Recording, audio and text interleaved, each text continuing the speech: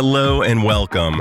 I'm Dr. Adam Dorsay, a psychologist in Silicon Valley, and I am the host of SuperPsyched, a podcast dedicated to supercharging your life. Each episode contains fun, high-quality interviews with experts looking at psychology from all angles. SuperPsyched is your tool to get more of what you want in your life and less of what you don't. Since my childhood, I've been a solid fan of the San Francisco Giants baseball team, and that has meant a lot of great pleasure and quite a bit of heartache. Most recently, it was heartache, and on Thursday night, October 14th, I watched, sitting next to my son, as the Giants lost Game 5 of the National League Division Series to their rival team, the Los Angeles Dodgers. Both teams had incredible years. The Giants had won 107 games. The Dodgers had won 106. The Giants' win of 107 games during the season was their most in the entire history of them residing in San Francisco. So that was a really massive accomplishment. And to have it end as it did was really, really sad. So I thought I'd take a little time to talk about something that's rather common for us, and that is the heartache of loss when you're a sports fan, especially since it was so real and immediate. First off, one of the most important concepts comes from Elizabeth Kubler-Ross and actually a SuperPsyched guest, David Kessler, both of whom co-wrote the stages of grief that we use. And there are actually 6 known stages of grief. Previously, we talked a lot about the 5: denial, anger, bargaining, depression, and acceptance. But there are actually 6, as I'll demonstrate for you. And I went through all 6 of them. They don't necessarily happen in a linear fashion, and we don't necessarily experience all stages of grief, but the stages go like this, and here's how they related to me. First off, denial. I actually couldn't believe that the Giants lost, and that they lost the way that they did. The final pitch of the game was a check swing, and the umpire at first base deemed it a strike. It was not a strike by all of the commentators' measures. So there was a bit of denial. I couldn't believe it was actually happening this way. After 107 games, this couldn't possibly be. And then came anger. I was really angry about the call that was made by the ump. I was really angry that the Giants lost after playing so well. They only gave up 2 runs, which, if you know anything about baseball, the pitchers did an incredible job. And I didn't blame the batters either, because as we know, hitting a baseball, very hard to do. Maybe one of the hardest things to do in all of sports. And then came bargaining. When we think to ourselves, coulda, woulda, shoulda, that's bargaining.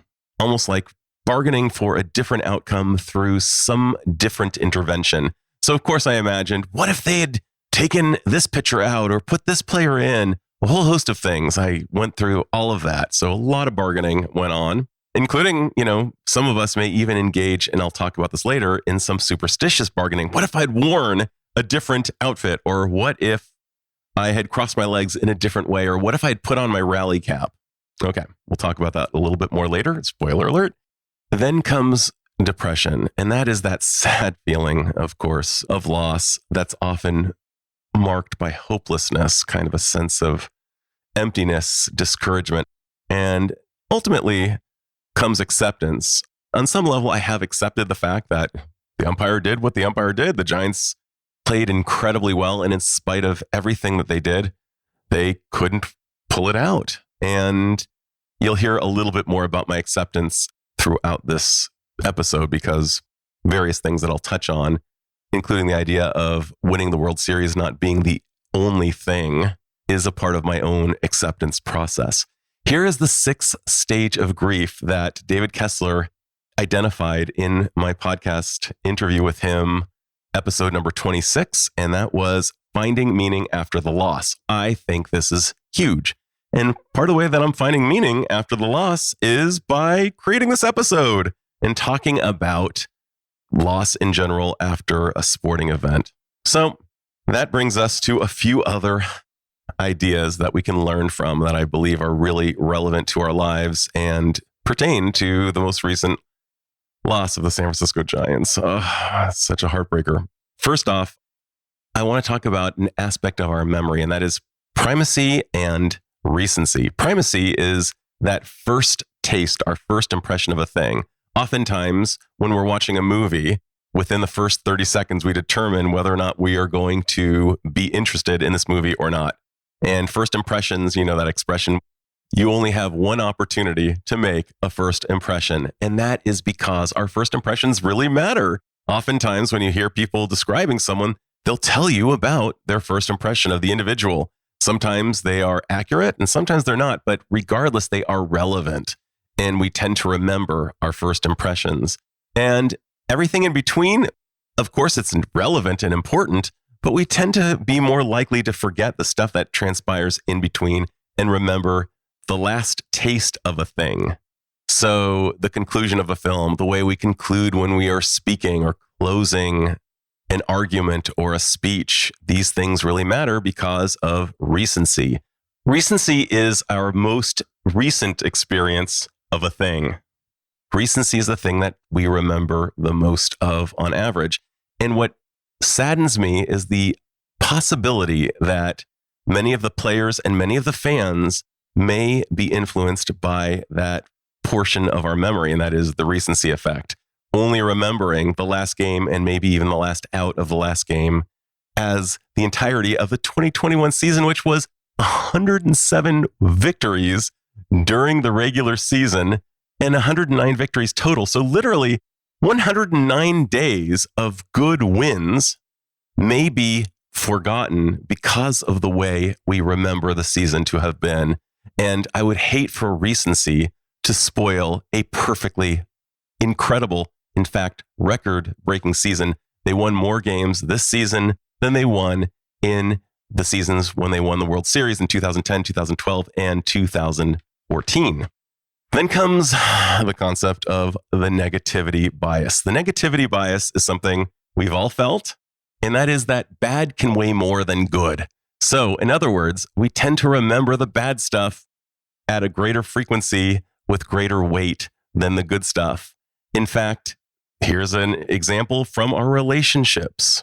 There is something that relationship therapists refer to as the golden ratio, and that is it takes 5 positive statements to keep us in the positive zone when there has been 1 negative statement. So we need a 5-to-1 ratio, keep us in a positive balance. And that is because of the negativity bias. If it was 5-to-2, we'd be actually in a net negative zone, even though there were 3 more positives to the negative. And this is an artifact that comes from our ancestors who would have died if they didn't take cues that were negative very seriously.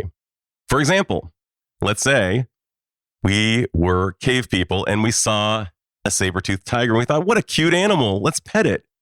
Our bloodline certainly would die. The saber-toothed tiger would kill us.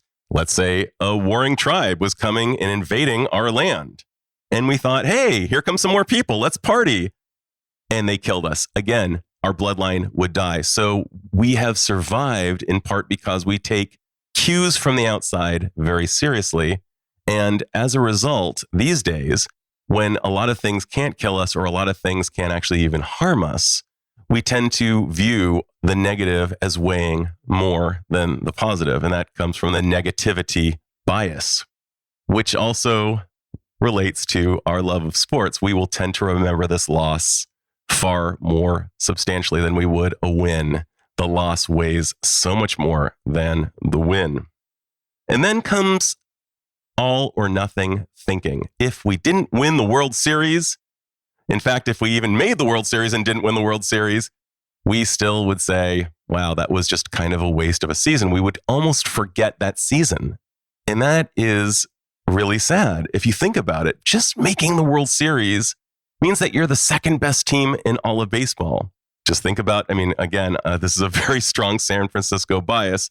A couple of years ago, the Niners made the Super Bowl and they lost.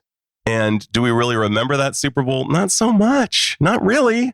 We remember the times we've won, but we don't tend to remember the times we came in second place and you're going to hear me come up with an argument to plea for an expanded definition of a winning season, because I think that we need to figure this out. But this all or nothing thinking is tantamount to a cognitive distortion. Cognitive distortions are distorted thinking when we actually think of something that transpired in a way that is actually perhaps inaccurate and certainly unhelpful. It's a sign of rigid thinking rather than flexible thinking. And one of the ways that we can think about mental health is through cognitive flexibility or flexible thinking versus cognitive rigidity, which is rigid thinking. If we think rigidly, that tends to be a hallmark of us not being mentally very well. We tend to be more anxious or depressed when we think rigidly, and we tend to be happier and a little bit better off, more vital when we're able to think more flexibly.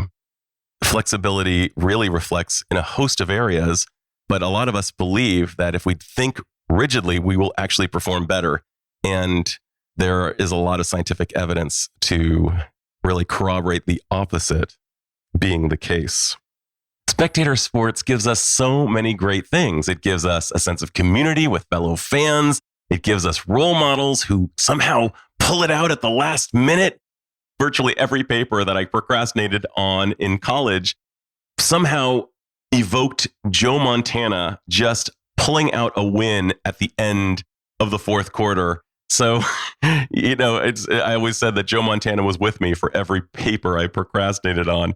And sports at their best also teach us how to lose gracefully, because life so often does not go according to plan. And so often, of course, our teams end up losing. And if handled well, it provides us with a great opportunity to reveal our character in the face of loss.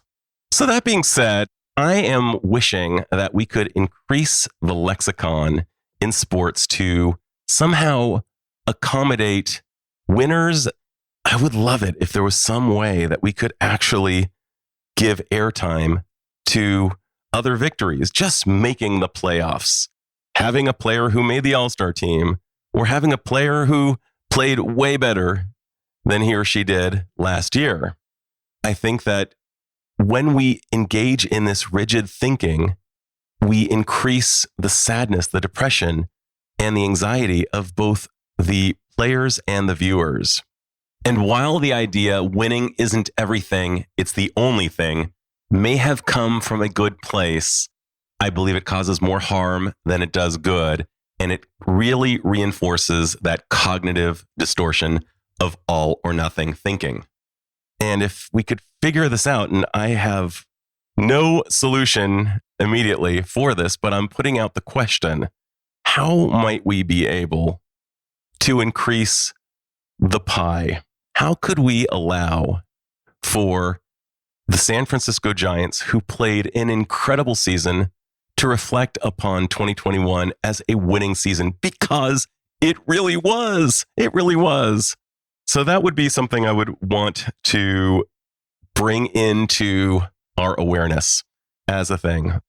So here's a little bonus piece, and it comes from Daniel Gilbert from Harvard University and his great book, Stumbling on Happiness. I love it when I read something in psychology that answers a question that I could never have guessed the answer to. This is definitely one of them. And the question is this: why is it that we don't, on average, like to watch a video of last night's game that already happened? The answer he came up with was, we don't like watching the video because our cheering will have no impact on the outcome of the game. I think that's brilliant. And before reading that, I never would have guessed it. And upon reading it, I realized, yeah, I kind of am that guy who cheers for his team, and on some level erroneously concludes that my own cheering will make some form of a difference. I know it's not true. And yet, on some level, I feel almost as though it will. So I want to give a heartfelt congratulations to the San Francisco Giants for an incredible season. They played their hearts out. I think that they showed so much virtue throughout the 2021 season. And I, for one, am so impressed by everything that they were able to do on the field and how their manager, Gabe Kapler, so brilliantly led the team. I think it's just a dynamite team, and I salute you, my San Francisco Giants, even though some may be under the impression that it was not a winning season because of the outcome. Please consider this an invitation and a celebration, an invitation for a larger definition of winning and a celebration of the fact that the Giants gave us 107, actually 109 days of good feelings. Way to go, Giants. This is Dr. Adam Dorsay thanking you for listening to Super Psyched. If you know anyone who might like it or who might benefit from listening, share it. And if you like the episode, please hit subscribe